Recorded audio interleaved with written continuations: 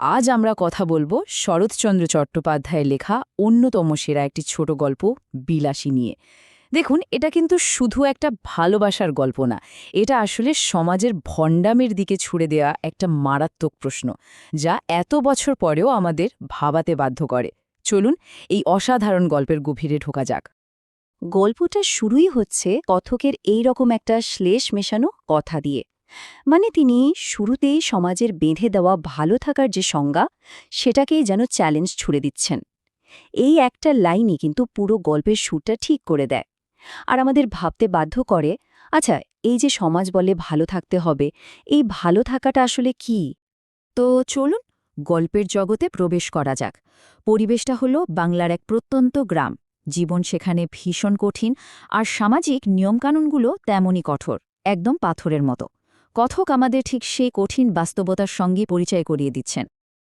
একবার শুধু দৃশ্যটা কল্পনা করুন তো, বর্ষাকালে প্রায় হাঁটু জল, আর গরমে গণগণে রোদ। তার মধ্যেই রোজ ৮ মাইল হেঁটে যাওয়া আসা। এই যে কঠিন পরিবেশ, এটাই কিন্তু গ্রামের মানুষগুলোর চিন্তাভাবনা, তাদের মন মানসিকতা তৈরি করে দিয়েছিল। আর এটা বোঝা খুব জরুরি, কারণ গল্পের পরের ঘটনাগুলো বুঝতে এটা আমাদের অনেক সাহায্য করবে। আচ্ছা, এবার পরিচয় করা যাক মৃত্যুঞ্জয়ের সাথে। সে গ্রামের সামাজিক কাঠামোর ঠিক ভেতরেও না, আবার বাইরেও না, কেমন যেন এক করুণ কিন্তু দয়ালু একটা চরিত্র। সবাই তাকে একটু করুণার চোখেই দেখে, কিন্তু তার যে একটা বিশাল উদার মন আছে, সেটার খোঁজ কেউ রাখে না। তার একমাত্র আপনজন বলতে গেলে তার খুড়োমশাই, কিন্তু তিনিও সারাক্ষণ তার নামে আজেবাজে কথা বলে বেড়ান। আর ঠিক এইখানেই গল্পের মোড়টা ঘুরে যায়। মৃত্যুঞ্জয়ের এই ভয়াবহ অসুস্থতায় গল্পের মূল যে দ্বন্দ্ব, সেটার প্রেক্ষাপট তৈরি করে দেয়। কিন্তু আশ্চর্যের বিষয় হল, গ্রামের কেউ তাকে সাহায্য করতে এগিয়ে আসে না।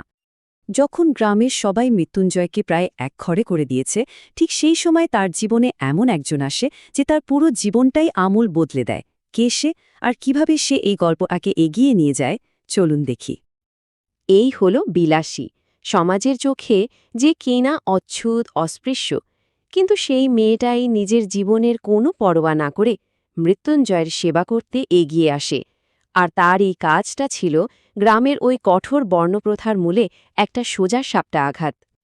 কথকের এই কথাটা খেয়াল করুন, এটা খুব পরিষ্কারভাবে বুঝিয়ে দেয় যে বিলাসীর সেবা, তার নিষ্ঠা আর ভালোবাসা ঠিক কতটা গভীর ছিল। মৃত্যুঞ্জয়ের বেঁচে ফেরাটা তো প্রায় একটা অলৌকিক ঘটনা ছিল, আর সেই ঘটনার পেছনের আসল শক্তিটাই ছিল বিলাসী।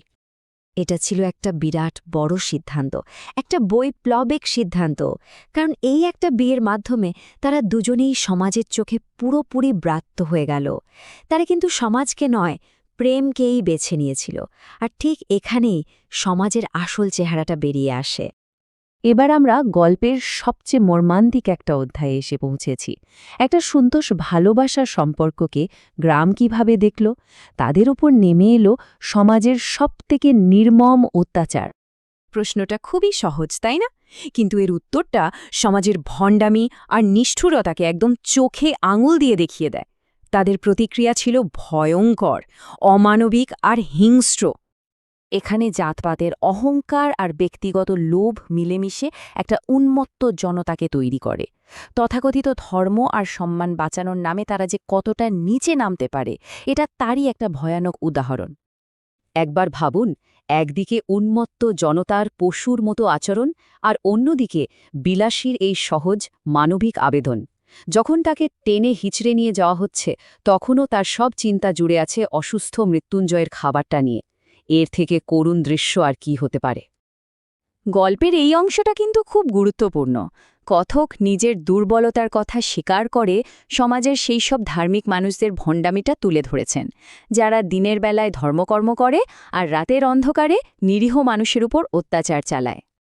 গ্রাম থেকে তো তাদের তাড়িয়ে দেওয়া হলো, কিন্তু তাদের জীবনটা থেমে থাকেনি।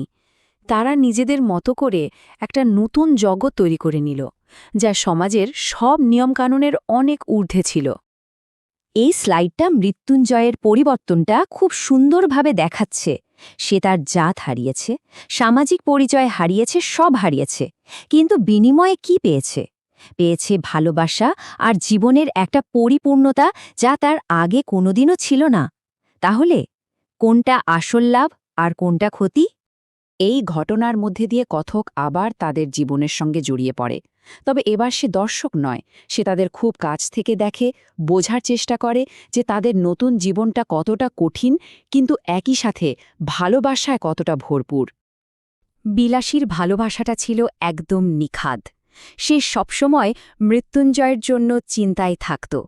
তার এই ভয়, এই বারবার সাবধান করার চেষ্টাগুলো, এগুলোই যেন একটা আসন্ন ট্র্যাজেডির দিকেই ইঙ্গিত করছিল। এবার আমরা গল্পের শেষ অংশে চলে এসেছি, যেখানে আমরা একটা মর্মান্তিক ঘটনার সাক্ষী হব।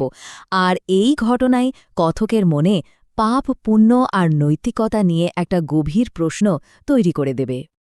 শেষ পর্যন্ত বিলাসীর আশঙ্কাই সত্যি হল।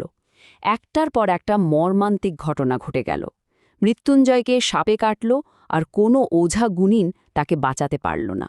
আর মৃত্যুঞ্জয়কে হারিয়ে বিলাসীরও বেঁচে থাকার সব ইচ্ছা শেষ হয়ে গেল।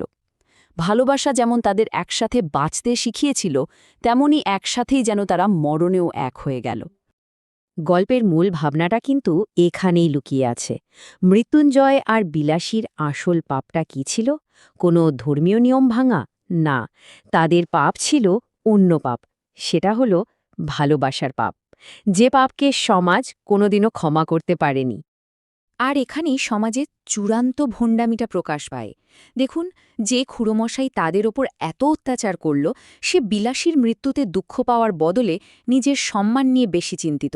তার মানে এই সমাজে একটা জীবনে থেকে সামাজিক সম্মানটা অনেক বেশি দামি। এই পুরো আলোচনার শেষে এই প্রশ্নটাই আমাদের সবার সামনে বড় হয়ে দাঁড়ায়। শরৎচন্দ্র এই প্রশ্নটা আসলে আমাদের সবার জন্যই রেখে গেছেন। ভালোবাসা বড় নাকি সমাজের নিয়ম? এই সিদ্ধান্তটা হয়তো আমাদের প্রত্যেকের নিজের।